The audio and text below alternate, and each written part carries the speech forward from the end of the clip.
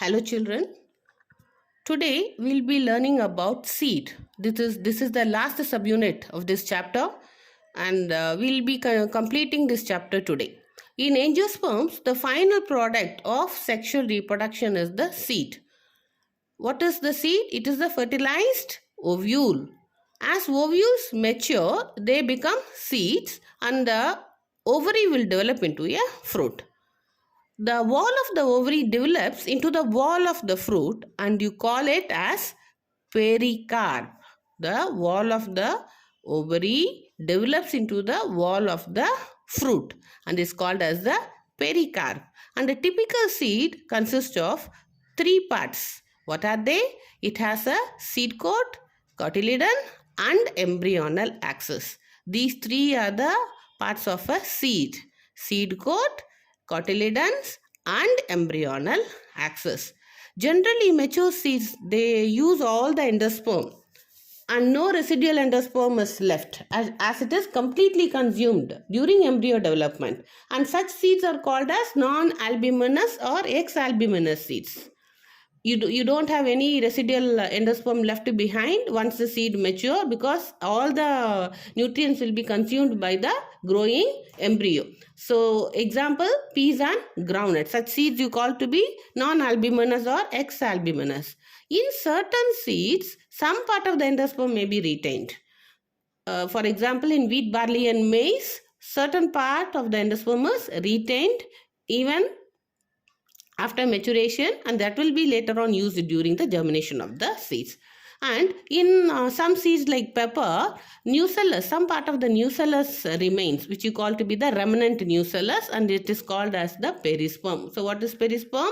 The remnant nucellus is called as the perisperm. And integuments of the ovules, they harden and they become protective seed coats. Seeds have to be protected, isn't it? So the integuments of the ovules will become the seed coats. And the embryo may remain inactive until the return of favorable condition. And at this state, it is said to be dormant. And the phenomenon is called as dormancy, where the seed will remain inactive. It is alive, but it will remain inactive till the onset of favorable condition. Why are seeds important? Seeds are a major source of food for the animal kingdom. Seeds are consumed by man as cereals and pulses like rice, wheat, corn, pulses like green gram, black gram, chana, tur dal and variety of millets. All these are consumed. They are a major source of carbohydrate and pulses are a major source of proteins.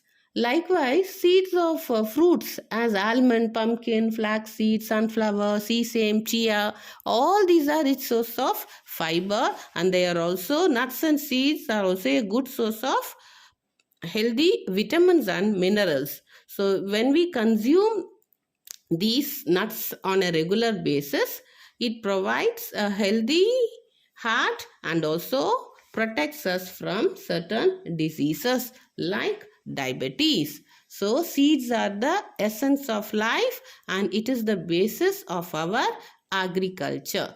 Mature and dehydrated dormant seeds are very important because we have to store them for being used as food throughout the year and also to raise crop in the next season. So after every harvest, we have to store some amount of seeds because we have to use them for the next season. Only from those seeds we can cultivate new plants for production. For a better yield, we have to always store a good number of quality seeds. So hence seeds are very important and we know that plants are primary producers and animals, man and animals are only consumers. So life cannot thrive, animal kingdom cannot thrive without plants or without the food that is being produced by the plants. Yes, so next topic what we are going to see is seed viability. A large number of seeds, they remain alive even for several hundreds of years. There are some seeds which lose the viability within a short span, say for example within a month's time they lose their viability. But there are certain seeds which can live long, even for hundreds and thousands of years. A plant called the Lupinus architects, which was excavated from Arctic tundra, they found that the seed was alive even after 10,000 years, and the seed germinated and flowered. So for all the 10,000 years the seed was dormant, and after, on the return, on the onset of favorable condition, the seed germinated and flowered. And there's one other example of a variety of date palm which you call as the Phoenix dactylifera, which was dormant for around 2000 years, and this seed was found, this was discovered during an archaeological excavation near the Dead Sea. See how viable they are even after 10,000 or 2,000 years. It is because the seed coat protects the inner contents of the seed. Seed coat is very hard and that is very protective.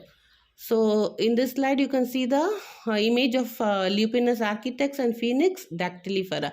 This was the plant Lupinus architects where the seed was dormant for 10,000 years, and this Phoenix dactylifera, which is date palm, here the seed was dormant for around 2000 years. Now let us see what we mean by apomixis. It refers to the formation of a seed without fertilization. Have you ever heard anything like this before? See, so long we were taught that seeds are a product of sexual reproduction. So when a male and a female gamete fuse, that is when syngamy happens, a zygote is formed and it further develops as the embryo. It pollinates, again it continues, the life cycle continues, and the seed is the product of sexual reproduction. But here we are being introduced to a new term called apomixis. What does it refer to? It refers to the formation of a seed without fertilization or normal sexual reproduction. So it is a kind of asexual reproduction where the plant that grows from such seeds are identical to the mother plant. The offspring that you get, isn't it? They are identical to that of the mother plant exactly. And what are the benefits of this technique of apomixis? It is cost-effective method for producing seeds.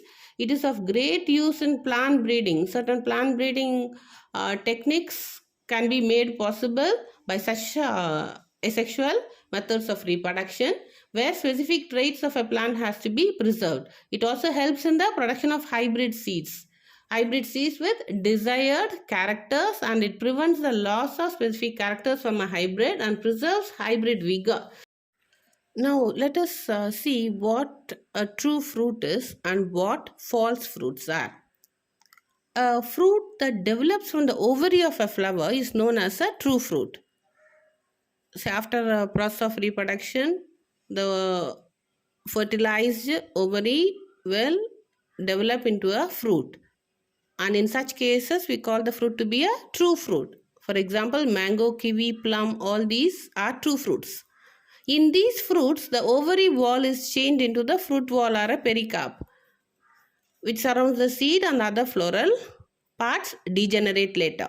Whereas in a false fruit, which develops from the additional floral parts as the thalamus, petals, sepals, bracts, where these floral parts contribute to the formation of the fruit, it is called as the false fruit.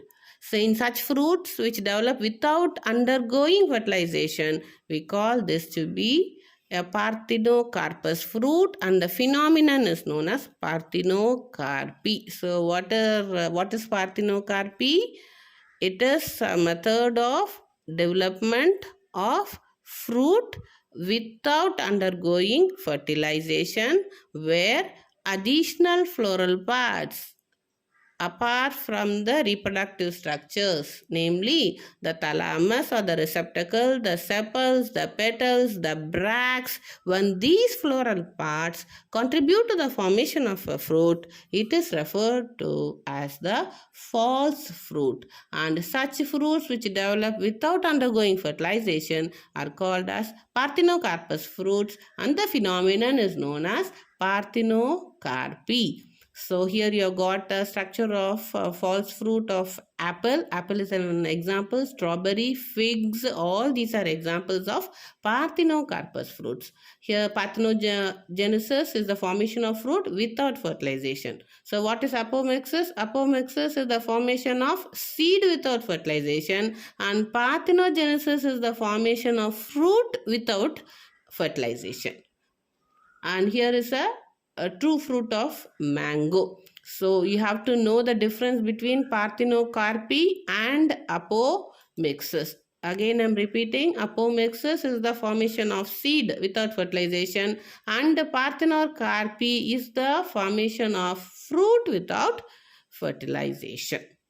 So both are asexual means of reproduction, which doesn't involve the reproductive structures, or reproductive parts are not involved in the process of fertilization. No syngamy. So you call this to be asexual methods of reproduction.